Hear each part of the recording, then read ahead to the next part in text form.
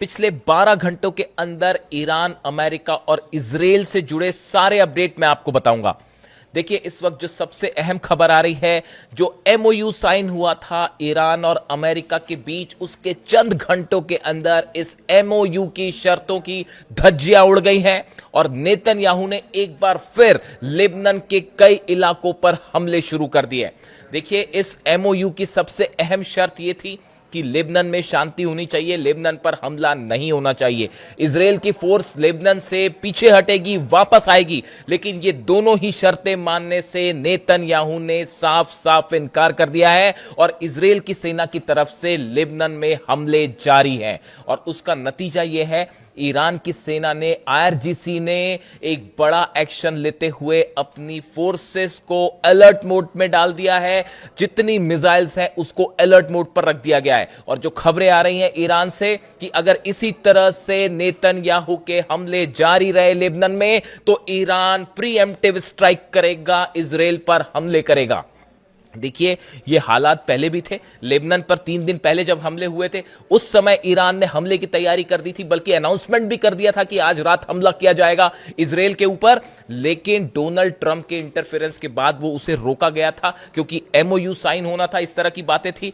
MOU के बाद जैसे ही साइन हुई, अब्बास अराक्ची साहब विदेश मंत्री ईरान के, उन्होंने साफ इस बात को कह दिया था कि अगर लेबनान पर हमले जारी रहे तो ईरान करारा बदला लेगा। अब ईरान की सेना की तरफ से ये खबरें आनी शुरू हो गई है। अहमद वाहिदी साहब, आईआरजीसी चीफ जो हैं, उनके सोर्सेस से ये खबरें आ रही हैं कि अगर नेतन्याहू नहीं रुका, अगर ट्रंप नेतन्याहू को नहीं रोक सकता, तो ईरान रोकेगा। ईरान की मिसाइल्स रुकेगी, खैबर और खुर्रम शहर रुकेंगे। इजराइल के जितने स्ट्रैटेजिक लोकेशंस हैं, ठिकाने हैं, वो सब ईरान की मिसाइल्स के निशाने पे हैं। और ईरान का कहना ऐसा है कि इस बार जो है पिछली बार से बड़ा अटैक किया जाएगा। जो खबरें हैं उसके मुताबिक जब नेतन्याहू को इस एमओयू की शर्तें बताई गई, उन्होंने इन शर्तों को मानने से साफ इनकार कर दिया है। देखिए, इजराइल की सेना, मोसाद और सरकार के जितने मिनिस्टर्स हैं, इनके बीच में एक बड़ी बैठक हुई है, जिसमें यह रणनीति तैयार कर ली गई है कि अब इजराइल को आगे क्या करना है। लेबनान के हमले को लेकर इजराइल की सेना की तरफ से यह साफ कर दिया गया है कि यह हमले जारी रहेंगे।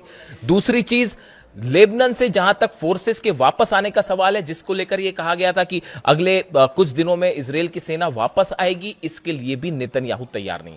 इजराइल की सीरिया की जिस जमीन पर कब्जा कर रखा है इजराइल ने, वहां से भी वो पीछे आने को तैयार नहीं है।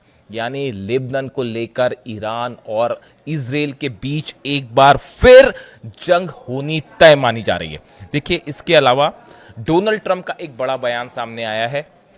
डोनाल्ड ट्रंप ने एमओयू साइन होने के बाद एक बार फिर ईरान को धमकी दी है कि अगर ईरान ने शर्तों को नहीं माना तो ईरान पर बमबारी की जाएगी। यानी फिर से डोनाल्ड ट्रंप उसी धमकी भरी भाषा पे आ गए हैं जहां से बात शुरुआत हुई थी। और डोनाल्ड ट्रंप फिर ये कहने लगे हैं कि ईरान पर हम बम बरसाएंगे अगर शर्तों का पालन नहीं हुआ तो। अब देखिए, तमाम एक्सपर्ट्स, ये जो रिएक्शंस आ रहे हैं इस एमओयू को जो साइन किया, जिसको लेकर तमाम बातें हुई कि अब शांति हो जाएगी या इस तरह की जो बातें थी, उसको लेकर यह माना जा रहा है कि हॉर्मुज में डोनाल्ड ट्रंप फंस गए थे। इकॉनमी बुरी तरह से सफर कर रही थी। अगर हॉर्मुज नहीं खुलवाते तो चुनाव भी हारते मिड टर्म पोल्स। सिर्फ उसको ध्यान में रखते हुए डोनाल्ड ट्रंप ने यह डील की और ये एमओयू पर साइन करने को तैयार हुए। सब शर्तों पर ईरान भारी पड़ता दिखाई दे रहा है इस एमओयू को लेकर। सिर्फ एक शर्त है, मैंने कल भी इसका जिक्र किया था, मैं कुछ फैक्ट्स आने के बाद उसको एक्सप्लेन करूंगा कि कैसी सिर्फ एक शर्त है जिस पर ईरान जो है वो बैकफुट पर दिखाई दे रहा है। बाकी 13 शर्तों पर ईरान ने लीड बनाई। अब सवाल यह है कि आखिर डोनाल्ड ट्रंप इतना ज्यादा क्यों झुक गए? क्या इसके पीछे कोई बड़ी साजिश है, कोई बड़ा प्लान है जो कि ट्रंप और नेतन्याहू, दिखाया यह जा रहा है कि ट्रंप और नेतन्याहू के बीच में जो है वो दुश्मनी हो गई है और नाराज हैं, इस तरह की बातें हैं। लेकिन क्या सच्चाई यह है कि पीछे से एक बड़ी साजिश ईरान के लिए तैयार है और ईरान ने उसका पलटवार करने का जो है वो रास्ता खोज निकाला है? हालात ये है, लेबनान में जंग नहीं रुकती दिखाई दे रही है और नतीजा ये है कि एक बार फिर इजराइल और ईरान फ्लैश पॉइंट पर सामने बैठे हुए हैं और किसी भी वक्त हालात फिर से ऐसे हो सकते हैं। बस एक हमला और हालात ये हो सकते हैं कि फिर से जंग शुरू हो सकती है। इस बीच ये खबरें हैं इस तरह से कि नेतन्याहू डोनाल्ड ट्रंप से मुलाकात कर सकते हैं। और मुलाकात के बाद शायद कोई और आगे की प्लानिंग सामने आए। इस तरह की भी कोशिश में जुटे हुए हैं नेतन्याहू की वो डोनाल्ड ट्रंप से मुलाकात करें। इसको लेकर जल्दी कोई खबर सामने आ सकती है। देखिए, हालात अभी इस समय वर्तमान में हालात सिचुएशन ये है कि जितने एमओयू के पॉइंट्स थे उनमें किसी को लेकर कोई इंप्लीमेंटेशन शुरू नहीं हुआ है सिवाय हॉर्मूज खोलने के। अमेरिका की फोर्सेस अभी भी उन्हीं हालात में है जैसे पहले थी। वो अगले कुछ दिनों बाद वहां से पीछे हटेंगी जैसा बताया जा रहा है। कुछ जहाजों को जरूर ईरान निकाल पाया है वहां से ब्लॉकेट के बावजूद। वो जरूरी था निकालना, तो वो जरूरी था निकालना, वो शुरू हो चुका है। लेकिन अभी ना तो हॉर्मूज पूरी तरह से खुला है, ना अमेरिका की सेना पीछे हटी है। और जिस तरह की बयानबाजी हो रही है, जेडी वेंस का जो बयान आया है अमेरिका के उपराष्ट्रपति का, वो ये कह रहे हैं कि हमने सत्ता परिवर्तन को लेकर वो इस तरह के बयान दे रहे थे कि लोगों की को खून बहाने वाले और लोगों की हत्या करने वाले लीडर्स जो हैं अब वो खत्म हो गए। क्या वो ये शब्दों का इस्तेमाल अली खामने साहब के लिए कर रहे थे? क्या ऐसी भाषा ईरान को स्वीकार होगी? क्या ऐसी भाषाओं के बाद डील आगे चल पाएगी? सोचना चाहिए अमेरिका को और अमेरिका के नेताओं को। अभी देखिए हालात ये है, एमओयू के बाद तनाव बिल्कुल कम नहीं है। चीन की तरफ से पहले कह दिया गया है कि अगले दौर की बातचीत मुश्किल होती दिखाई दे रही है। और इसी बीच रूस पे भी बड़े हमले शुरू हो गए जिसका सीधा असर इस डील पर पड़ता दिखाई दे रहा है। देखिए, वहीं एक बेहद अहम खबर यह है कि सऊदी जो है वो अब ईरान के साथ खड़ा होता दिखाई दे रहा है इजराइल के खिलाफ। सऊदी के फॉरेन मिनिस्टर जो है प्रिंस फैजल बिन फरहान, इनकी तरफ से एक बड़ी चेतावनी दी गई है इजराइल को और नेतन्याहू को। उन्होंने कहा है नेतन्याहू को अपने हमले रोकने चाहिए वरना इजराइल का अंजाम बहुत बुरा होगा। जिस तरह से लेबनान में, वेस्ट बैंक में, सीरिया में, गाजा में इजराइल की तरफ से हमले जारी हैं, उसको लेकर सऊदी की तरफ से सीधी सीधी चेतावनी दी गई और यह कहा गया कि अगर इस तरह के हमले जारी रहते हैं तो ये पूरे रीजन की सुरक्षा के लिए बेहद बड़ा खतरा होगा। और अगर इजराइल नहीं रुकता है, नेतन्याहू नहीं रुकते हैं, तो ये इजराइल की सुरक्षा के लिए भी बहुत बड़ा खतरा होगा। अब देखिए सऊदी ने ऐसी बात क्यों कही, इसकी बड़ी वजह बताई जा रही है। ईरान ने जितने खाड़ी देश हैं सबको ये बात साफ कर दी है कि अगर इजराइल की तरफ से लेबनान पर खास तौर से हमले जारी रहते हैं तो इसका नतीजा यह होगा कि जो एमओयू साइन हुआ है उसे तोड़ दिया जाएगा और ईरान की तरफ से बड़ा मिसाइल प्रीएम्प्टिव अटैक किया जाएगा इजराइल के ऊपर।